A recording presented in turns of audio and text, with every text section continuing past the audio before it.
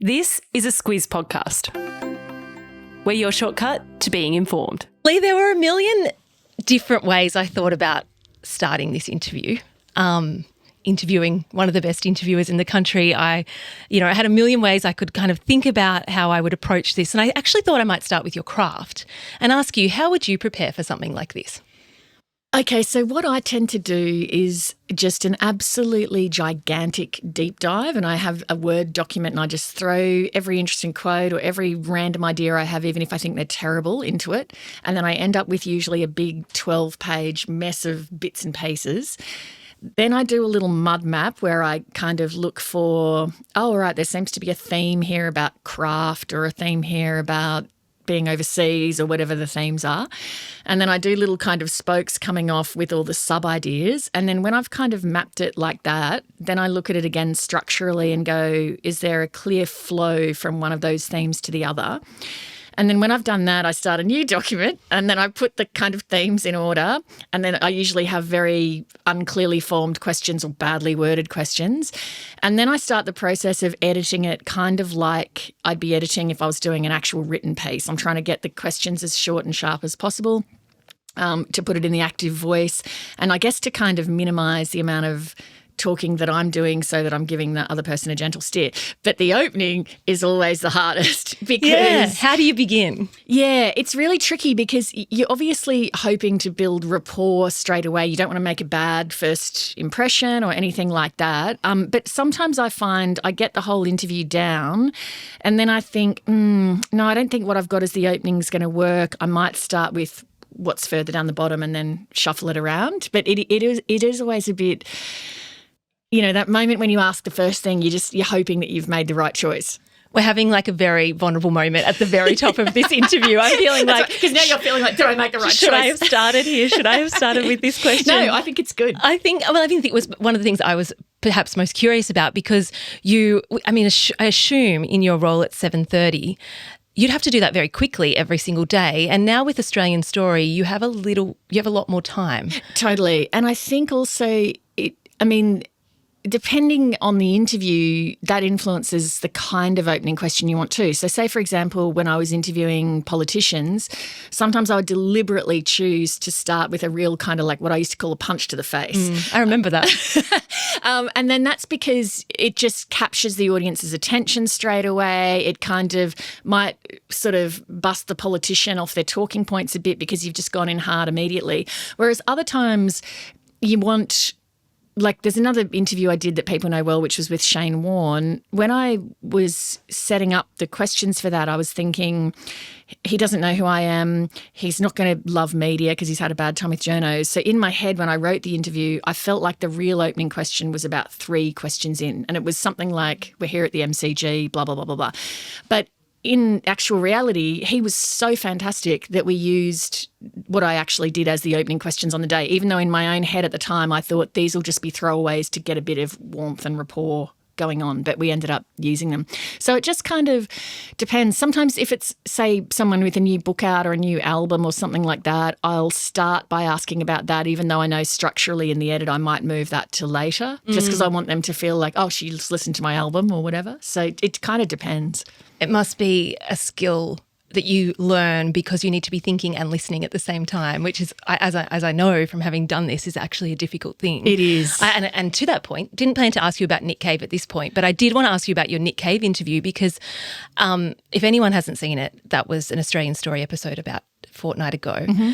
How was that? His story is terribly sad. Yeah. How do you approach an interview like that? Because I watched you throughout it say to him, oh, do you not want me to go there? Would you like me to Would you like to not answer that? And that's an unusual thing to do in the middle of an interview. It is, because the person might say, let's call an end to it. And then, you've offered that they can, so then they might. But I guess from experience, I tend to have learnt that when people have had a trauma or a tragedy in their life, firstly, often people have avoided talking to them about it and it's really present for them and they want to talk about it. But also if you're just kind of transparent and respectful in how you approach it and you let them take the lead, then they more than likely are going to go where they want to go, or they're going to delve into the topic. So with Nick Cave, when we started that interview, I mean, I knew it would be a difficult interview, but I at least have some experience in interviewing people who've gone through difficult things. So I just thought I'm just going to kind of ask a few things gently and see, where it goes.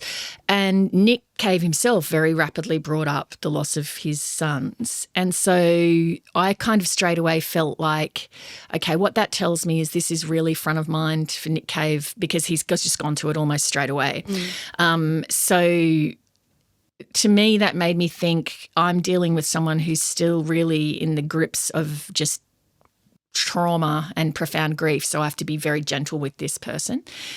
And then I had actually Googled before the interview the birth dates and death dates of his children to check that it hadn't landed on any anniversary. And then the one I couldn't find was his son Jethro because his death was announced a bit after it happened. There was no date I could find. And then Nick in the interview said, look, this is really hard to do today because it's actually the anniversary of the death of my son Jethro. And I just felt like I'd been sucker punched. I felt so bad for him. And he then kind of moved on and kept talking and he kind of shifted the terrain. But I felt like once that had been put out, that it could not pass without acknowledgement. So then when he finished speaking was when I said, I'm really sorry this has landed on this day for you and I don't want to say anything today that makes it a harder day for you, blah, blah, blah. And so then I think that kind of, I guess it just addresses it directly. No one's trying to, you just kind of step into the awkwardness instead of try to pretend it didn't happen. And then I think you just kind of are hoping that as the interviewer that you're handling it in a sufficiently emotionally intelligent way that you're not doing any harm to the person. It's a really beautiful piece of television. Oh, thank you. He's a very interesting man. He is. And I can imagine it would have been a bucket list interview for. Had you interviewed him before? I had not. And I like Nick Cave's music, but I'm not like a massive music fan. I am a massive fan of the Red Hand Files and his writing. I think he's a fantastic writer and so insightful. And, I do like some of the music too. But he was on my, I guess, wish list because he's just a really interesting person. Yeah, he is. You referenced a book that you wrote, Any Ordinary Day, and we're going to talk about that a little bit later. But I actually wanted to start with another book, which is on this theme, Storytellers, that you released last year. You get tips from other journalists on their tricks of the trade and particularly the way they approach interviews and the way they approach their journalism. In the introduction of the book, you write, if you don't mind me repeating this back to you, that you are a crusty old-timer passing on knowledge now. Is that how you see your role in the media now? I do really. One of the things I'm finding the most satisfying at the moment is working with younger reporters and other reporters to pass on knowledge and skills and so on. Look, I hope I'm not crusty, but you wrote it. Not my words. True. Look, I'm being self-deprecating. One of the things when I left 7:30 and then was talking to the ABC about what to do next, one of the things I wanted was a role where I wasn't on air all the time because I want more space to do things behind the scenes. And so particularly that involves working with other journalists. And I find that really satisfying, like to sit down with people and to go, okay, when you get set into the federal budget lockup, what are you looking for in the budget papers? How do you get underneath the government spin? What pages do you look out for? And all the great tips that people passed on to me, like, look out for in budget paper 2 these boxes because they're often written by Treasury officials, not political staffers, and they'll give you a hint as to what they think the real story is. And so like all those kind of little things that other journalists or economists have passed on to me over the years, it's really satisfying to me to be able to pass that on to others. So, yeah, I do actually see that as part of my role, and it is in fact part of my job description at the ABC now. I didn't realise that. Yeah. I want to talk about your On Doubt essay because I love the anecdote around how you drove your father nuts asking questions and that inquisitive nature. But first of all, you've written a bit and spoken a little bit, and I'm referencing your Ollie lecture last year here, about the ability to stay impartial when it comes to news reporting. And I'll read you the quote. You said, you can be a journalist or an activist, you cannot be both. And the failure by journalists to draw the distinction is destroying public trust in journalism. From what you see of new media, the next generation, do you think that's a lesson that's been understood? That's a really good question. I think perhaps not in that way that these days everyone's so busy in newsrooms. I just wonder whether you get time to sort of sit down and ever, ponder questions like impartiality and what it actually is and so on. And I also think, and, said at the end of that lecture, I'm unapologetically a believer in you've got to set aside your opinion and you give up the right to be an activist on issues. But I do think there are younger journos who come through now who have a different view on that. Clearly, a lot of media has staked out their positions now in different, The Guardian's at one end, Fox News is at the other end, and that's a business model that works for them. And so there are people who have different ideas about ways to do it than what I have. And so I feel like, all right, well, if you want to do it your way, have a go at doing it your way, but I'm making the case for the other way. Yeah, and you are making that really well. You said in reference to that, and I think this is the important point, is to draw the line between that point and the audience. So people are turning off news.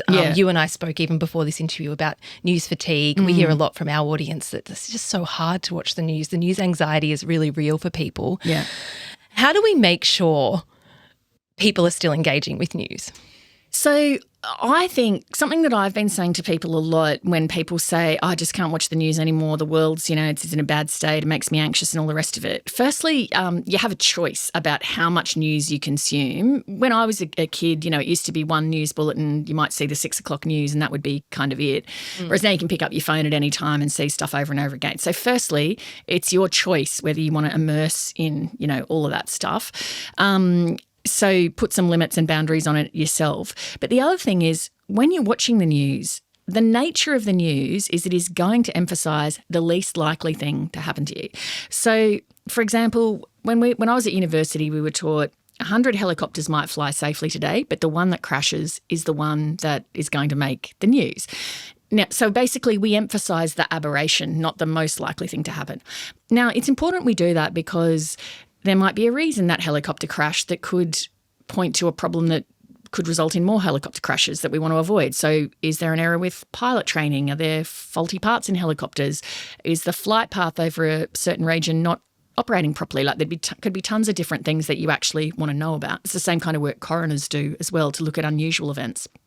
But the problem is, I think, in the way we report now, the same one helicopter, an average person might see reference to it 25 times if they're looking at Instagram and then a news website and so on. And our brains, I know from research for Any Ordinary Day, aren't that sophisticated. So they don't view that as the one helicopter that's crashed 25 times. They view it as 25 helicopter crashes. So if you watch enough stuff like that, your brain starts to feel like, oh, helicopters are really unsafe. It's why everyone got so scared of dying of COVID during COVID, because we talked about COVID deaths front and centre all the time, where actually for everyone under the age of 50, your chance of dying of COVID is really unusual. Same with vaccines. Your chance of dying of a vaccine side effect, it's possible, but it's not probable. So I think when you see things on the news that rattle you, Dreamworld roller coaster accident, young people dying from COVID vaccines, anyone dying from COVID, terrorist attacks, gun massacres, whatever, it helps to remind yourself the reason I'm seeing this on the news is because it's unusual and it is the least likely thing to happen to me. It could happen to me, but it almost certainly won't.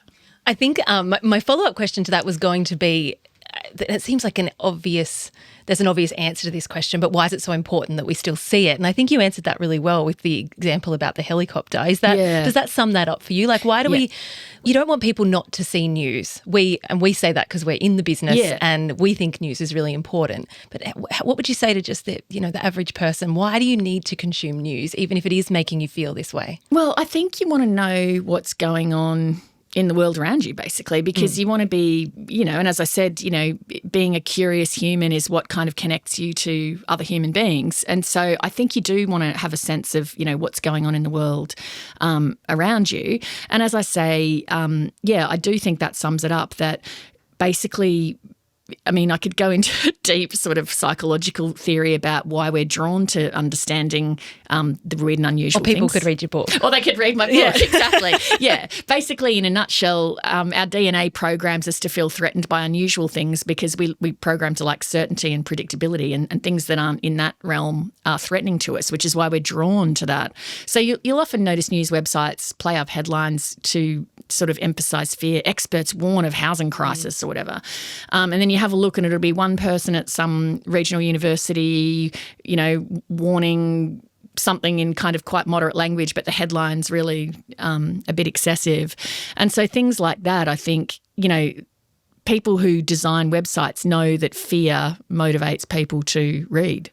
I'm interested then, just drawing all that together, in whether you think the responsibility is on news to do better or whether the responsibility is on us to just temper what we see and be conscious of how much we are seeing. Both. I think news websites should stop with the hyperbole and the exaggeration. And, uses of the word like crisis. If it's a genuine crisis, call it a crisis, or explosive, just stop the hyperbole. But then also I think people have to exercise some personal responsibility to go, well, do I really need to immerse in watching hours of, the aftermath of a terrorist massacre in some country? Because, with our iPhones now, of course, everyone's an eyewitness when things happen. So the average member of the public can see stuff that used to be the domain of professionals only, would see that kind of first-hand imagery and terror. And of course you have a visceral reaction to it. I referenced your essay on doubt, which you wrote in 2009. So is it even fair to repeat it back to you? I'm not sure. But you did do like an update in 2017. But I spoke about how you talked about just being an inquisitive kid, driving your dad in particular crazy with all your questions. But you also talk, which I found fascinating because I've thought about this myself, when you are a deeply curious person, you can often not find passion in much. Like I like you, I really resonated with me when you said, I don't really love anything and I don't really feel passionate about anything. And I think that's because of who I am. I'm very, very, very curious and I can see both sides, and that's something that I've had since I was young. Have you changed at all? Like, where are you at on that now? I think not, because possibly I think my personality was a bit like that, and then I chose a job that then kind of, exacerbated those traits. So I'm so trained to be able to see things from other perspectives. And if anything, I don't know why I was thinking about this in the weekend. I was thinking about, when everyone's saying zig, I just want to say zag. And so yeah, I think I kind of find it hard. I'm sort of somewhat suspicious of people that are kind of all in about something, like an idea or something that's open to interpretation, I mean by that, like politics and stuff. I remember years and years ago, there was the Greens leader in New South Wales was a man named Ian Cohen. And I remember Bob Carr was the Premier and he announced some environmental decision that Ian thought was just absolutely catastrophic. And I remember when Ian did the press conference about it, he was like, struggling to hold back tears about it. It was a forestry kind of decision. And I remember just thinking, wow, that's incredible, like that he cares so much about that he's kind of moved to tears at the prospect that this policy's, got the green light. And I do find it impressive. But yeah, I also kind of, I hate that sort of blind tribalism where people, well, my side says this, so therefore I have to back that in. That's an anathema to me to good journalism. I then enjoyed you talking about religion and that you've always been skeptical and you found it really hard to understand that. But then, and I've been on obviously a Leigh Sales deep dive over the last little while, and I've read Any Ordinary Day again. I did read it at the time, but I read it again, and I actually think that book, and for those who don't know, it's I think as much as anything, a journey that you go on, talking to people who have experienced really, really sudden trauma in their lives, and people that we all know. So people that have been familiar to us in the news. We don't know them personally, obviously, but people that Australians will recognise from the news. So many of them reference their faith. Yeah. And I noticed it gave you pause for thought in your sort of outro to that book. Definitely, yeah. I think probably since On Doubt, and then as you say, through writing Any Ordinary Day, it has made me think, gee, religion, it is a really good coping mechanism in life. And even Nick Cave, actually, in that interview that we did, talked about how he had embraced his Christianity more in the wake of his loss. And he finds huge comfort in that. And many of the people in Any Ordinary Day had found, I guess because it's hard to understand why certain things happen to us. And so the ability for them to go, well, I don't really understand it, but, I'm trusting God. And kind of a lot of religious faiths have a kind of way of explaining suffering and nobility of suffering and so on. And so the people in that book who had a religious faith, I felt like, I can really see how this helps you. So it made me wish that I did, but I just don't, unfortunately. So I don't have that coping mechanism. It did make me wonder, though, getting to know you a lot over the past, little while since you said yes to doing this interview. And I felt like I knew your career really well, but reading everything you've written, I think you might be deeply passionate about journalism. Yeah, probably. I am actually. And things that aren't, like, I really love music. I'm very passionate about music. So I think there probably are things that I do care a lot about. But I don't know if I would say, for example, that I define myself by being a journalist, because I think if I did it, then I wouldn't have stepped off 7:30. Yeah. So it's very important to me, and I do care about it and believe in it. But I'd like to think that I'm not just all that. What else are you? A mother, hopefully a good friend. So I guess because I'm curious, I'm sort of interested in so many things, and I feel like I'm just running out of time to do everything that I want to do in life. Like, I could easily see myself going back and studying psychology, or learning to be a florist, or I could easily do, I'm learning the cello at the moment, so I do an hour of practice of that every day, but I could easily see myself going back to piano lessons and doing an hour of that every day as well. So, like, I want to write a novel. That's been on my list since I was a child. I haven't done that yet. Like, there's just endless things that I want to do that I know I'll never get to. And so I think it's just all that same, curiosity mindset. You actually brought your cello to the studio today, so I can confirm that is completely accurate. She's off to a cello lesson after this. It brings me to the Assembly. Yeah. It's such a warm and wonderful show. I didn't realise, I said to you before we started, that you could actually watch the whole lot. It's all out now, or you could do it as I'm doing it, which is appointment viewing on Monday night, 8:30. Tuesday nights at 8:30. Yeah.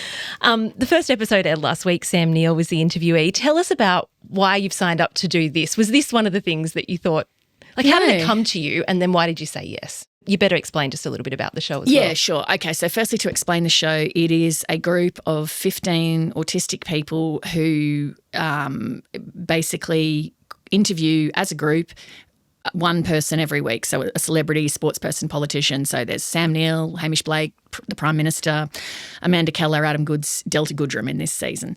And I work with them. They do a course that Macquarie University figured out in conjunction with the ABC, so a short course which was like an introduction to journalism basics.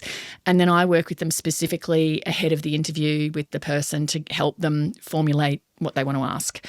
So when I came back to the ABC after I left 7:30, Australian Story is my on-air job, but I specifically wanted something that left me plenty of time to be working behind the scenes on all sorts of different things and to not be, in a forward-facing job. And so one of the things, as I mentioned before, was working with other reporters. So when this project, the ABC came to me and said, this is a French concept. They've made it over there. Have a look at this episode where this group in France interviews the President Emmanuel Macron. We're thinking we're going to make it here. Would you be interested in being involved? And so I watched it, and the first thing that appealed to me was the idea of getting to work with a group of people and pass on knowledge and just help them out, because, as I said, I'm keen on doing that at the moment.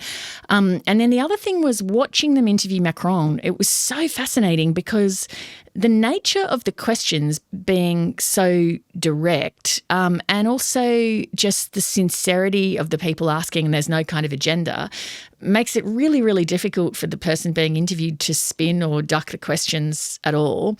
And the nature of that, you can be being asked 1 minute, where's your dog? What's your dog's name? And the next you're being asked something pretty intense about disability support.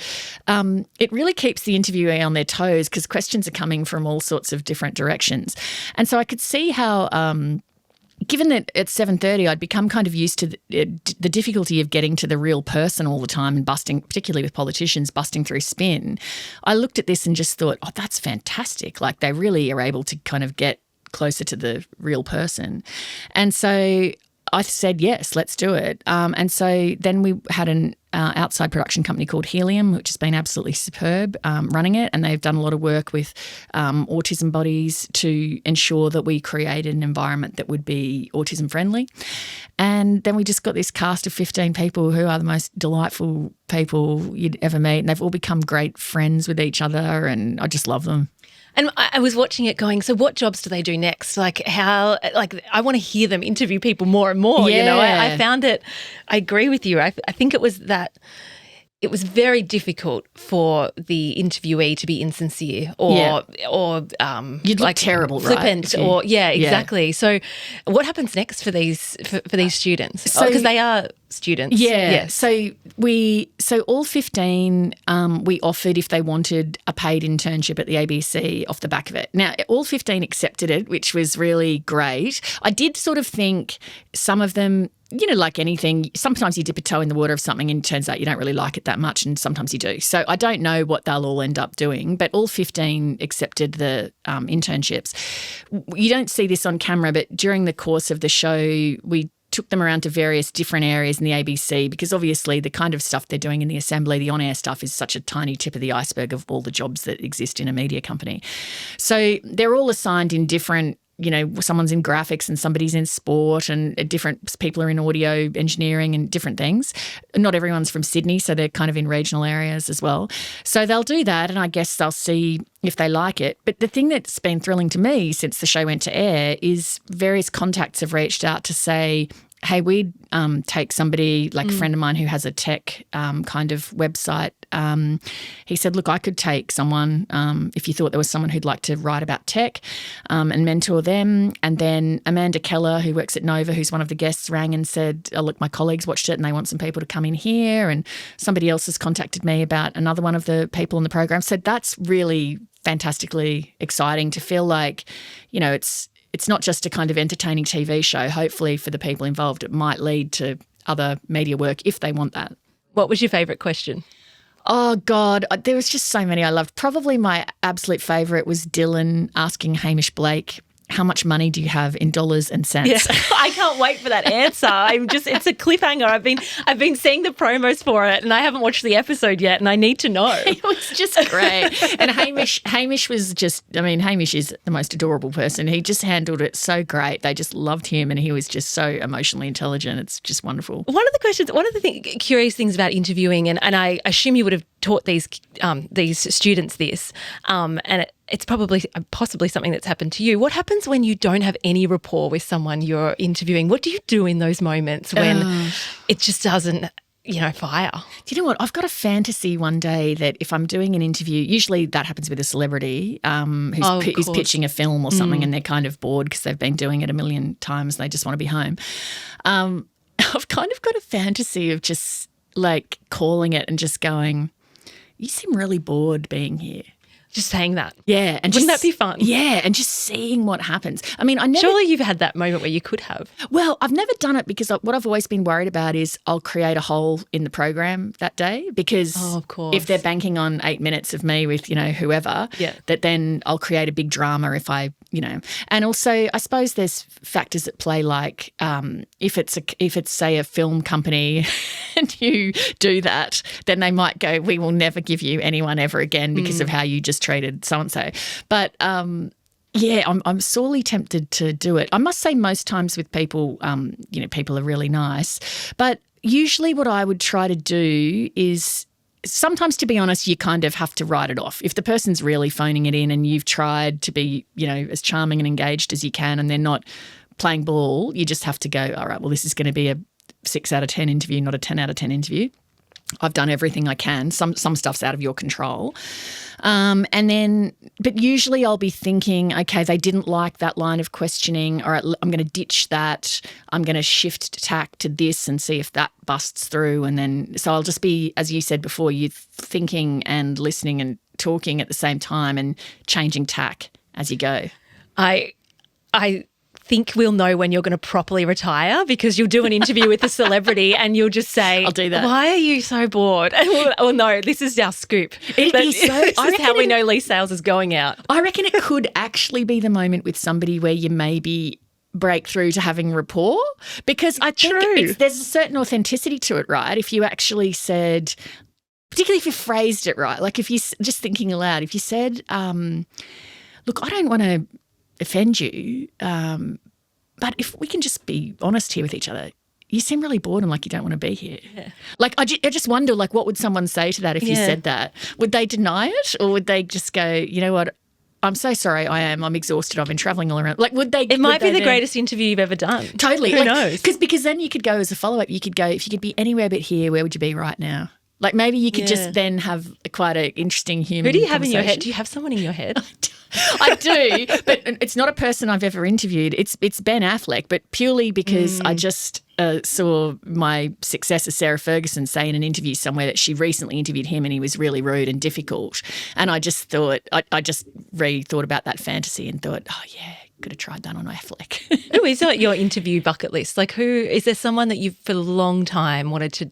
I mean, there'd be a million people, but... Do you know what? I've been so lucky. Most of the people that I had wanted to do, I did get to do. I mean, I would love to interview Harry Styles. Okay. I think he just seems adorable and interesting and, fascinating. But most of the people... But towards the end of 7:30, there were a handful that I hadn't done that I really wanted to, like Dave Grohl, I love, Ricky Gervais, and they had all kind of come through in the last year almost. So, but I mean, I just got to do so many incredible people. It's interesting. We're kind of veering into entertainment, and I think a lot of people listening will be listening to this because they want to hear you talk about Chat 10 Looks 3. And then there'll be a good chunk actually that don't know about Chat 10 Looks 3. And I think you're 10 years in now.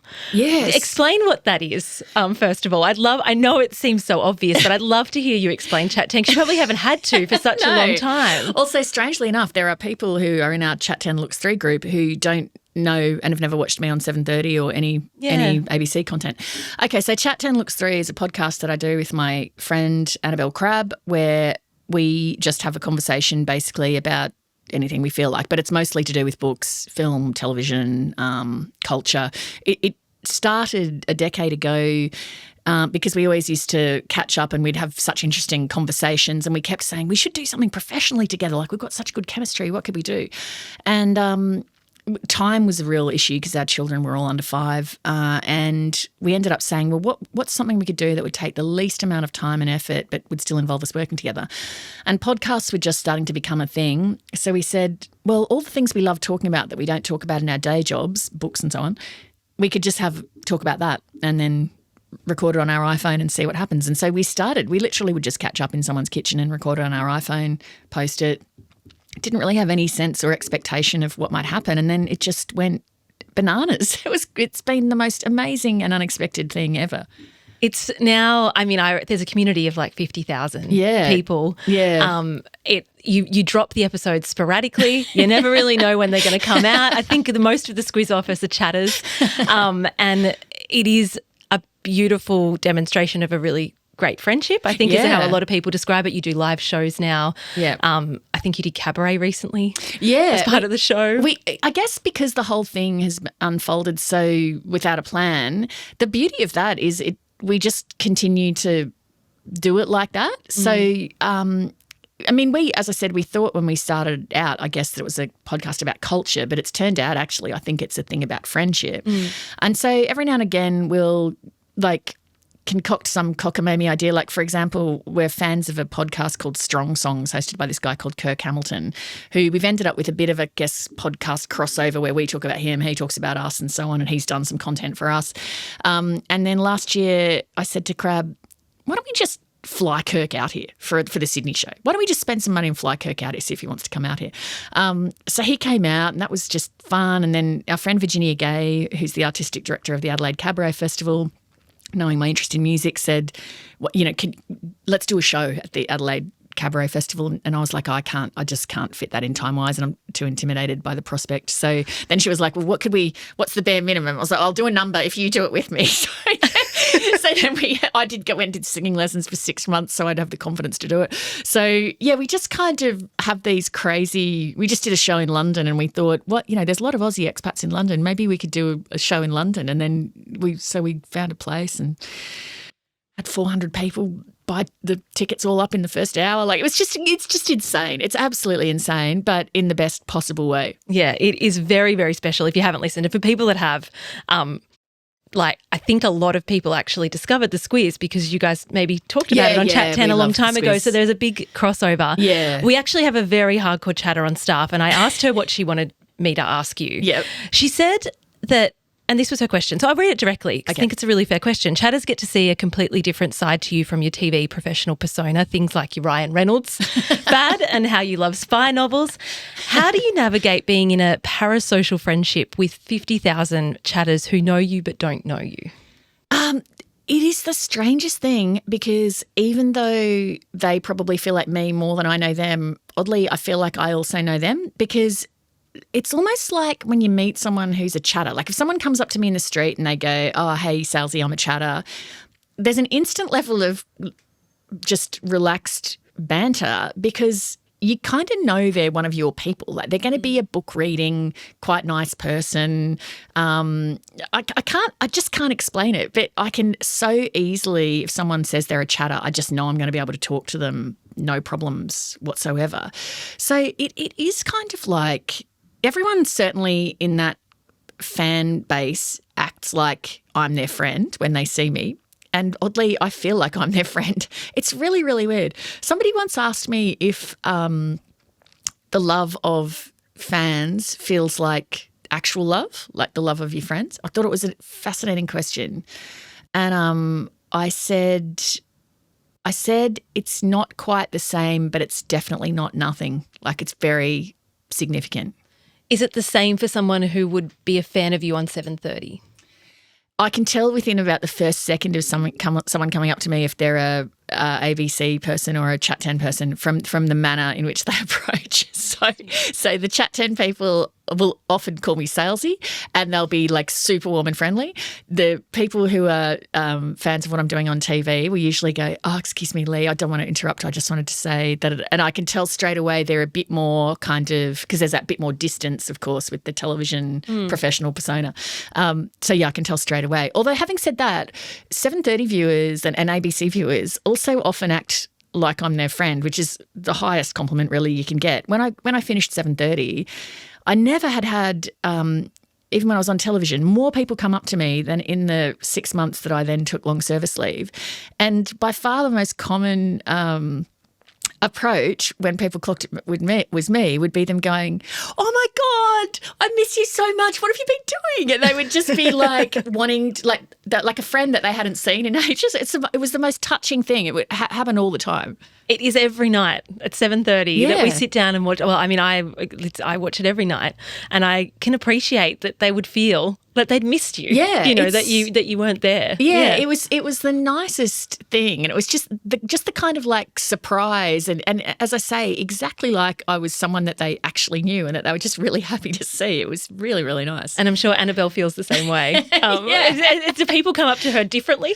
Do people come up to Annabelle differently to they do to you? Crab is, unfortunately for her, more recognisable because of her look, her hair and her glasses. So she really stands out where I can really blend in, not when I'm roaming around the streets carrying a massive cello, but it's harder to kind of miss her. Do you and Annabelle ever disagree on your approach to your profession? No, I think we're quite like-minded actually. I don't like to verbal her.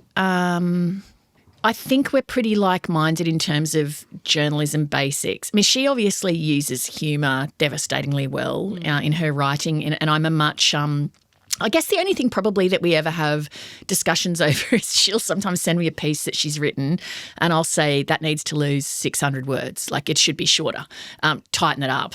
And then she'll kind of be like, no, I think I'm going to run it at length. And so sometimes we kind of have disagreements about tightening things up. But she's, I think, one of those people who, I guess like an artist, you got to understand the basics before you start messing with it.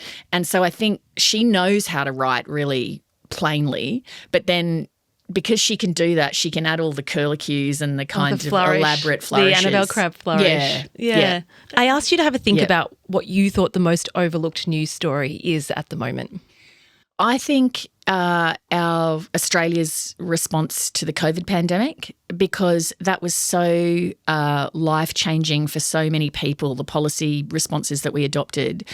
And pretty much by the time we got to the end of the pandemic, everyone was tired of hearing about it. And so I'm not persuaded that we've actually had a proper examination of what are the long-term costs of the policies that we adopted and why did we choose that path. And so, you know, I think that that's something that should be looked at because we don't know when there could be another pandemic coming down the track. And every time I see a news story talking about, you know, mental health issues, children's education issues, or I think back to people that I interviewed on the program during that period, like people whose parents were in aged care and how we handled aged care. I feel like we have not done enough to get to the bottom of that. The way media covered it, the way politicians handled it, the reliance on epidemiologists and chief health officers. I just think the whole response across the whole area needs a really, really close deep dive look. Now, do I want to do that? No, because I'm as sick of it as everyone else. You could feel my question. Yeah. No, I don't. I was talking to my friend Chris Ullman about this the other day and he was saying, well, you should do it. And I was like, mate, I'm too tired to do it. And I lived it every day. I had to report it every single day. So he said the same thing on this very podcast about the pandemic. Yeah. You know, it was his view that it needed a good hard looking at. So, yeah. Well, I think he and I both, he was at 9 at the time, I was obviously at the ABC, but I think he and I both were trying to apply journalistic values during that period, which is, okay, this is the policy, let's look at the evidence. Are the policies evidence-based? Let's try and look at the big picture and applying all those skeptical kind of journalistic values. But you know, I think we both felt like it wasn't really welcomed at the time. But I think certainly now, with a bit more heat out of the situation, it should be looked at really closely. My final question to you is, I think let's focus on news and journalism. What are you most hopeful about? Probably just that, like, I love working with younger people. I love their energy. I love their drive. I'm so impressed by technology and how all the different things you can do now. And what I feel like it kind of levels the playing field in the most fascinating sort of way. So say even with the Assembly, Dale, who's one of the young students on there, he's been shooting like a behind the scenes video blog that he's cutting up and then it's going out on social media. Now that's amazing that someone can kind of do that off their own bat. So I guess all of that stuff, just the energy. And I think also, this is a massive generalisation, but I do think younger people today are more tolerant, understanding, emotionally intelligent in many ways than people were in my generation, which I think is really fantastic. They seem very outwardly focused in a lot of ways. So I find that, you know, really hopeful. And so I'm always curious to see, you know, what are my younger colleagues doing? And as I say, to try to, you know, help them through that. So that gives me hope. Thank you for doing this interview. Thank you.